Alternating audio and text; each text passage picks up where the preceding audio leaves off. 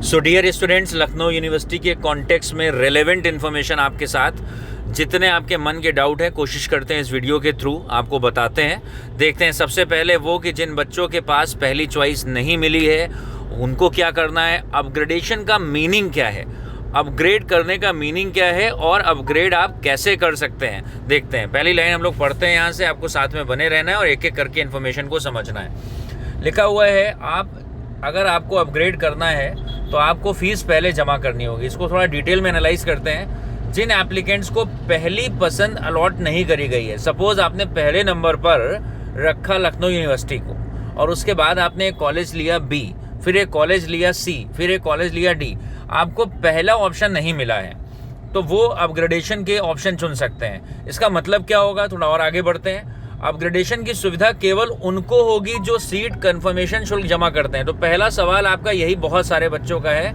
कि sir upgrade करने के लिए क्या फ़ीस जमा करनी पड़ेगी? तो जी हाँ, बिल्कुल फ़ीस जमा करनी पड़ेगी।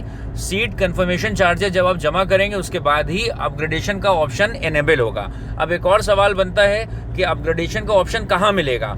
तो बिल्कुल वहीं मिलेगा जहाँ जहाँ बार बार पूछा जा रहा है पोर्टल पे।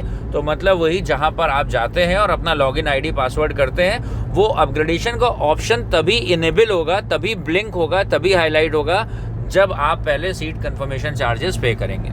आगे बढ़ते हैं। उन कैंडिडेट्स को ऑप्शन देना पड़ेगा, विकल्प देना पड़ेगा कि क्या वो अलॉटेड कॉलेज को बनाए रखने चाहते हैं, विषय मतलब बीए में है तो विषय, अदरवाइज कॉलेज को बनाए रखना चाहते हैं या अपग्रेडेशन के लिए चाहते हैं। अब ज़रा अपग्रेडेशन का मीनिंग समझते हैं। आपका यूनिवर्सिटी में मान लीजिए नहीं हुआ, उसके बाद कोई कॉलेज है ए और उसके बाद कोई कॉलेज है बी। यूनिवर्सिटी में नहीं हुआ, उसके बाद ए में हो गया है, लेकिन आपका मन है कि काश मेरा एडमिशन यूनिवर्सिटी में हो जाता। तो अगर आप अपग्रेडेशन के ऑप्शन को क्लिक करते हैं तो इसका मतलब हो गया कि आपके कैंडिडेचर को, आपके एप्लीकेशन को अभी भी कंसीडर करा जाएगा अगर फर्स्ट राउंड में सीट बचती हैं तो। लेकिन अगर आपने अपग्रेडेशन का ऑप्शन को क्लिक नहीं करा तो इसका मतलब है जो आपके सामने आ गया, फिर ऊपर नीचे सीट अगर यूनिवर्सिटी में खाली भी होगी तो आपको मिलेगी नहीं। मैं रिपीट कर रहा हूँ, अगर आप अपग्रेडेशन का ऑप्शन चुनते हो तो फिर अगर यूनिवर्सिटी में मेन कैंपस में कोई सीट बचती है तो उस तरफ आपका ऑप्शन मिल जाएगा अगर सीट बचती है। लेकिन अगर आपने अपग्रेडेशन का ऑप्शन क्लिक ही नहीं करा तो फिर आपको फिर वहाँ पर सीट, यूनिवर्सिटी में भले ही सीट बचे तो भी आपको नहीं मिलेगी। इसका मतलब इन शॉर्ट आपको अपग्रेडेशन करना ही चाहिए। और अपग्रेडेशन करने के लिए ऊपर साफ साफ लिखा है आपको कंफर्मेशन फ़ीस यहाँ जमा करनी होगी। तो अगर 5 कॉलेज हैं मान लेते हैं, तो मान लिया अगर 5 कॉलेज हैं 1, अगर हम लोग इस तरीके से 5 कॉलेज पकड़े 1, फिर 2, फिर 3 और फिर 4, मान लीजिए आपका पहला नहीं मिला है अभी, तो अगर आप अपग्रेड कर दोगे तो सेकेंड ऑप्शन पे अपग्रेड जैसे ही हो गया, इसका मतलब है अब ये सेकेंड फर्स्ट में कन्वर्ट हो सकता है। अगर पहले वाले में सीट बची तो ये सेकेंड फर्स्ट में चला जाएगा।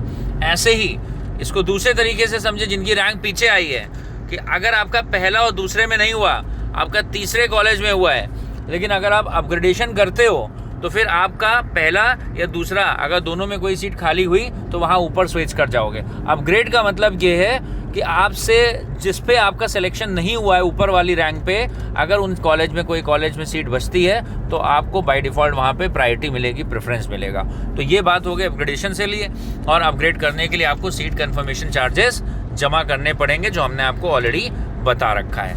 आगे प्रोसीड करते हैं, अगली स्लाइड पे आते हैं, हम आपको और बताते हैं कि और यहाँ पर आपको क्या करना है। यहाँ देखते हैं कि क्या करंट स्टेटस था। LLB, BSc bio, BSc maths, commerce की अगर बात करें हम, यहाँ देखिए एक हेडिंग आई है, लखनऊ विश्वविद्यालय बीकॉम में 60% छात्र दाखिले की दौड़ से बाहर हो गए। इसका मतलब क्या है? इसका मतलब ये कोई बहुत ज़्यादा अचरज भरी बात नहीं है। There is nothing to be worried about, और कोई इसमें बड़ा शॉकिंग फैक्ट भी नहीं है। ये होना ही था। क्यों होना था, अब इसको ज़रा हम लोग रिवील करते हैं। आप देखिए, यहाँ लिखा हुआ है लखनऊ विश्वविद्यालय में बीकॉम में लगभग 11,000 कैंडिडेट्स ने अप्लाई करा था। लगभग 11,000 बच्चों ने फॉर्म भरा था। लेकिन जब चॉइस फिलिंग की बात आई तो 60% पहले ही बाहर हो गए। मतलब इसका ये है केवल 4,000 ने, नीचे देखिए 3,800 लिखा हुआ है, इसको राउंड फिगर में आप पढ़ लीजिए 4,000, तो केवल 4,000 ने ऑप्शन चॉइस करा। मतलब 11,000 ने फॉर्म भरा था और उसमें से केवल 4,000 बच्चों ने चॉइस लॉक करी, 7,000 बच्चों ने चॉइस ही लॉक नहीं करी है। ऐसा क्यों हो रहा है आप सोचिए। ऐसा इसलिए हो रहा है कि बहुत सारे बच्चे ऑलरेडी, ऐसा है वो बहुत ही पीछे की रैंक थी उनकी, जिनकी रैंक 8,000 थी, जिनकी रैंक 9,000 थी, जिनकी रैंक 10,000 थी। एक तो उनको उम्मीद है कि उनका होगा ही नहीं, इसलिए उन्होंने चॉइस लॉक ही नहीं करी। लेकिन एक और बहुत बड़ा रीज़न है जिसको अभी बहुत क्लियरली नहीं बताया गया है। बहुत सारे बच्चे ऑलरेडी नेशनल पीजी में जा चुके हैं। बहुत सारे बच्चे ऐसे हैं जिन्होंने 3 महीने पहले एलयू में अप्लाई कर दिया था, 2 महीने पहले अप्लाई कर दिया था, लेकिन उन्होंने क्रिश्चियन में एडमिशन ले लिया है, केकेसी में एडमिशन ले लिया है, आईटी कॉलेज में एडमिशन ले लिया है, कुछ लोगों ने क्राइस्ट चले गए हैं, कुछ लोग ने सिम्बोसिस में एडमिशन ले लिया, कुछ लोग डीयू का वेट कर रहे हैं। डीयू के ऊपर एक सेपरेट वीडियो है, मौका लगेगा तो आज शाम को या कल सुबह तक ज़रूर शेयर करेंगे। लगभग आप मान के चलिए कि आज से डीयू की प्रोसीडिंग भी शुरू होने वाली है। तो अब देखते हैं ज़रा यहाँ पर क्या पोजीशन थी। एलयू में 11,000 में से 4,000 ने चॉइस भरे और उसमें से 4,000 में से 2,700 को अलॉट करा गया है। मतलब 4,000 में से 2,700 को पहले राउंड की काउंसलिंग के लिए बुलाया गया है। मतलब अभी भी 1,300 लोगों को काउंसलिंग के लिए नहीं बुलाया गया। यहाँ ये बता दें कि एलयू में बीकॉम के लिए आप मान के चलो बीकॉम ऑनर्स मिला के टोटल लगभग मोटे तौर पे 900 सीट हैं। तो 900 सीट के लिए 2,700 लोगों को बुलाया गया है। तो अगर आप देखोगे यहाँ पर, तो यहाँ पर एक चांस ये बनता है कि एलयू में सेकेंड लिस्ट ऑफ अलॉटमेंट आने की प्रोबेबिलिटी थोड़ी कम हो गई है। 70% चांसेस कम है, क्योंकि 900 सीट के लिए 2,700 लोगों को बुला लिया गया है। 1:3 का रेशियो है। हम लोग स्टैंडर्ड रेशियो 1:2 का लेके चलते हैं कि जितनी सीट है उसके डबल कैंडिडेट्स को बुलाना चाहिए। अब एलयू ने ऑलरेडी 1 सीट के अगेंस्ट में 3 कैंडिडेट को बुला रखा है, तो इससे भी बाहर जाए इसके चांसेस हो सकते हैं, लेकिन बहुत नहीं। तो अगर किसी की रैंक 2,700 से ऊपर है तो उसको बहुत उम्मीद लगा के नहीं बैठना चाहिए। हाँ, आप होप कर सकते हैं, हो सकता है कोई मिराकल हो जाए। तो ये अभी का डेटा है बीकॉम के लिए। अब हम लोग बात करते हैं, देखते हैं बीएससी से रिलेटेड या और क्या है यहाँ पर।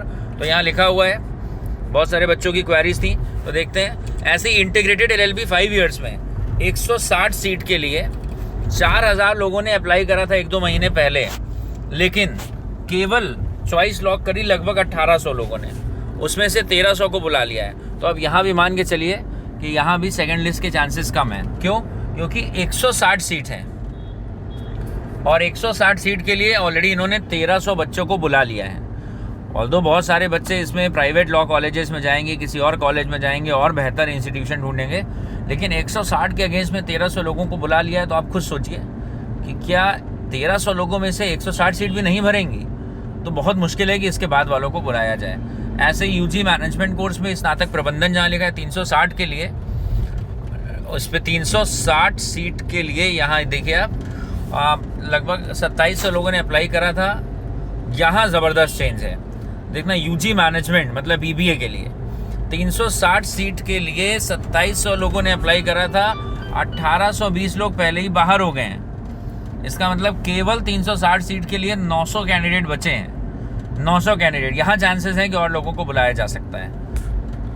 अब देखिए यहाँ पर विश्वविद्यालय एडमिनिस्ट्रेशन का दावा है कि मेरिट सूची में जो निचले पायदान पर अभ्यर्थी रहे हैं उन्हें दाखिले की उम्मीद नहीं थी, इसलिए वो प्रोसेस चॉइस लॉक नहीं करा रहे हैं। लेकिन ये स्टेटमेंट सही नहीं है। बहुत सारे लोगों ने इसलिए भी यहाँ पर चॉइस लॉक नहीं कराई क्योंकि वो ऑलरेडी एडमिशन ले चुके हैं या वो और बेहतर कॉलेज तलाश रहे हैं, डीयू या बीएचयू का वेट कर रहे हैं। ठीक है फिलहाल। तो अभी ये सारे एलयू से रिलेटेड इन्फॉर्मेशन थी, इस वीडियो में हमने शेयर करा है कि हम आपको कम्युनिकेट कर पाएँ कि किस तरह से आपको करना है यहाँ पर आगे की प्रोसेस। एक बार रिपीट कर दे रहे हैं, अपग्रेडेशन आपको ज़रूर चूज़ करना चाहिए, ज़रूर करना चाहिए। और अपग्रेडेशन करने के लिए आपको पहले सीट कन्फर्मेशन चार्जेस जमा करने हैं पोर्टल पे जाकर।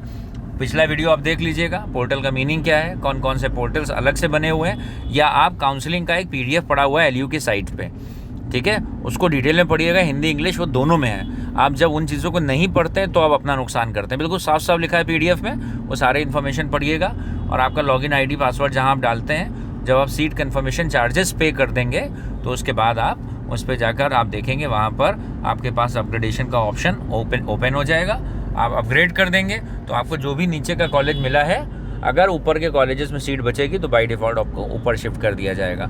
अभी एक सर्टेन डेट तक ये प्रोसेस चलेगी और उसके बाद फिर वो सेकेंड लिस्ट वो निकालेंगे जहाँ लिखा हुआ है अपग्रेडेशन और दूसरे अलॉटमेंट का परिणाम जो है 15 अक्टूबर को आएगा। ऑनलाइन पोर्टल से आपको फ़ीस जमा करनी है, इस बारे में हमने सब आपको बता दिया है। आज ये वीडियो अभी शूट कर रहे हैं हम लोग 9 तारीख को, तो कल जो बीता हुआ कल है 8 अक्टूबर को 4 बजे से अनलॉक पोर्टल, ये सब हम पहले भी बता चुके हैं, आपको रीड करा दे रहे हैं। तो यहाँ पर लिखा हुआ है, तो 12 अक्टूबर को आप यहाँ 8 तारीख से लेके 12 तारीख तक आप फीस इसमें जमा कर सकते हैं। वेट मत करिएगा, आपको अपग्रेड करना ही चाहिए, आप फीस जमा कर दीजिए और अपग्रेड करिए। इसके अलावा बैकअप लेके चलिएगा।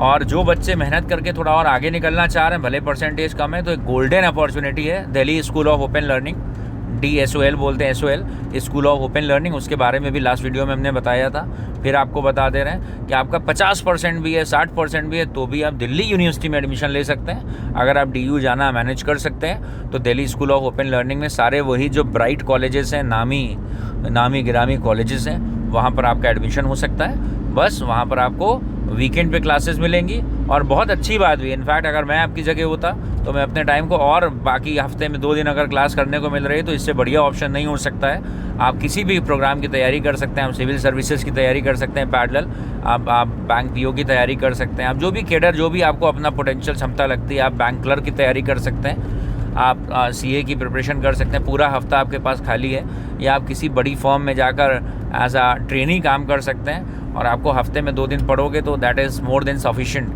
For your undergraduate examination. तो Delhi school of open learning भी एक बढ़िया ऑप्शन है, स्पेशली अगर आप लखनऊ से दिल्ली जाना चाहते हैं या किसी दूसरे शहर से अगर आप लखनऊ आ रहे हैं तो आप लखनऊ भी आ सकते हैं और दिल्ली भी जा सकते हैं। और Delhi school of open learning में खास बात यह है कि फॉर्म्स की डेट अभी ओवर नहीं हुई है। ये अकेली ऑप्शन ऐसी है जिसका फॉर्म अभी बचा हुआ अकेला ऑप्शन है, तो इसका फॉर्म अभी 3rd वीक ऑफ अक्टूबर में आएगा। तो DU के ऊपर भी जल्दी हम कवरेज करेंगे और उम्मीदें हैं कि आपको ये सारी वीडियो से हेल्प मिलेगी। वीडियो पूरा देखा करिए ताकि आपको पूरी चीज़ें समझ में आए। अपने दोस्तों के साथ भी अपनी बातें ज़रूर शेयर करा करिए कि ताकि किसी का लॉस ना होने पाए। आप सभी लोग आगे बढ़ते रहें लगातार, हमसे जो भी एफर्ट होंगे लास्ट मोमेंट तक आपके साथ बने रहेंगे। Thank you for watching this video. God bless.